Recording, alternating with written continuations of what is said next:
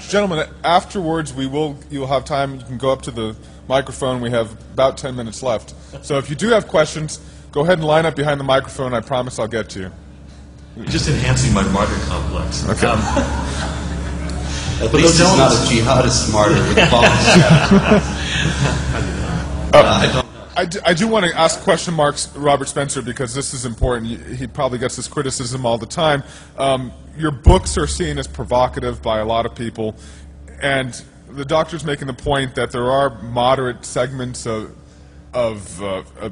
Muslims, and that what you do, in fact, is that you polarize them, that books like The Politically Incorrect Guide to Islam and The Crusades actually takes those moderates and polarizes them and makes them even more pro-Islamic or even pro-terrorist, or if anything, they just drop out of the debate, which could be even worse. How do you respond to that, Robert? Well, actually, I already have. I mentioned before, you can't fix what you won't admit is broken. You can't reform what you won't admit needs reforming. Any Muslim who genuinely rejects the elements of Islam that I'm speaking about shouldn't have any problem with my speaking about them. As a matter of fact, I take it as a kind of an index as to whether a reformer is sincere or is a deceiver if he professes offense at these things. Because the situation is that you have people who are claiming that these elements of Islam do not exist. And as I explained before, I don't think that that's reform at all. Just to pretend that they don't exist might be very comforting to Westerners who don't know whether they exist or not. But they will not keep the jihadists, who know very well that these elements of Islam exist, from continuing to exploit them. And so they have to speak about these things forthrightly. I also think it's beyond absurd to think that if you have a Muslim who abhors jihad violence and Islamic supremacism, that if I speak about these things, he will suddenly embrace jihad violence and Islamic supremacism. Also, I want to point out that Dr. Peterson and I both wish to blow on the embers of the reform. The very small groups and individuals, as he points out, or as he acknowledges, that are working to change what is in Islam and to mitigate these violent elements. But here again, I do not believe that can be done simply by sugarcoating the harsh realities of the situation, but by confronting them. And I appeal again to the historical analogy of the Protestant Reformation. Protestant reformers did not say, the church doesn't teach transubstantiation and papal authority, and anybody who says so is a hate-monger and is going to make me become a Catholic. And that's the absurd situation we're into. Now, but let me just say that by portraying this, as some people do, the presentation I heard yesterday, I think, essentially hinted at this, presenting this as some sort of war between Christianity and Islam, between the West and Islam, we do sort of force some people who are Muslims, believing Muslims, if they believe the war is against Islam. And remember, a lot of people over there, it's not so much what the facts of the case really are. It's what they believe that may or may not be so that can affect their attitude toward things. If they see the West as engaged in a war against Islam, they will line up with Islam. The enemy of my enemy, so on and so forth. That's an excellent point, Doctor. We have several guests who want to ask a question, so go ahead and step up and ask your question. Both of the speakers have stated that there are small minorities within the I'm sorry, sir. Speak up just a little bit. Both of the speakers have stated that there are small minorities within Islam who are moderate.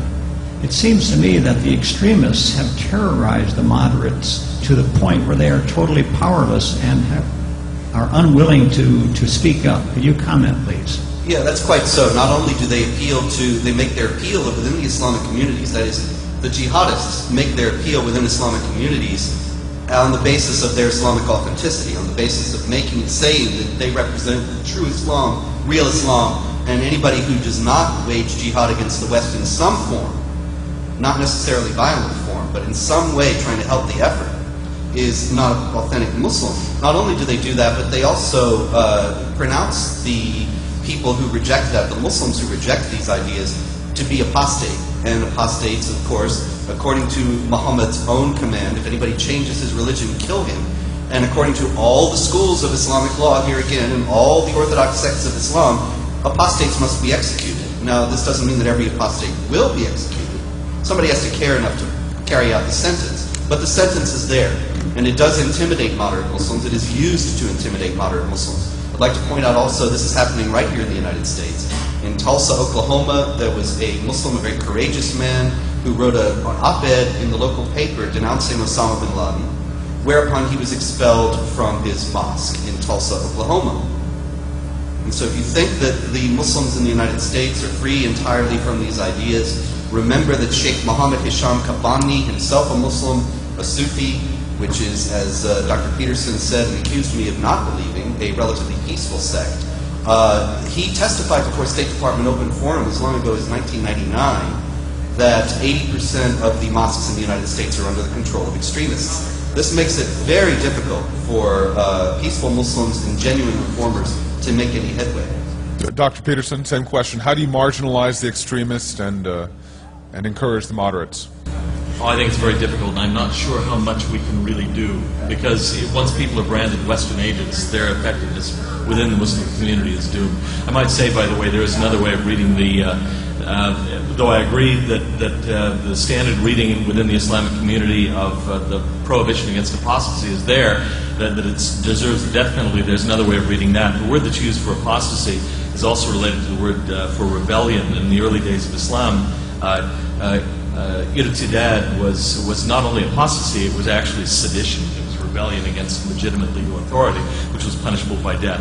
I think that this now rests on a misreading, but unfortunately it's a widespread misreading. 1 minute. We have time for one last question. Sorry, ladies and gentlemen, it's a quick debate. Thank you very much for your question, sir. Sir? Quick question for the panel. Isn't this really about a search for power, and whether it's dressed up as religion or whether it's dressed up as nationalism, looking at your example? Excellent question. We have 1 minute left. Panelists?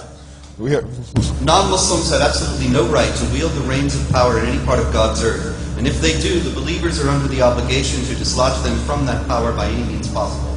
That is a quotation from Maulana Maududi, who died in 1979. He was the founder of Jamaat-e-Islami, which is still the largest Islamist political party in Pakistan.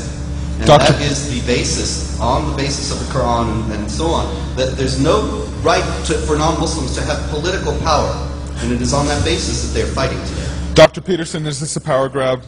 I'm sure it is. And I think religion is an incredibly powerful symbol system, and it's obviously something that resonates in the Middle East. I might note, by the way, that despite the fact that in theory, supposedly according to Maududi, it's illegal for a non-Muslim to exercise power, the Prime Minister of Egypt in the medieval Islamic period was often Christian.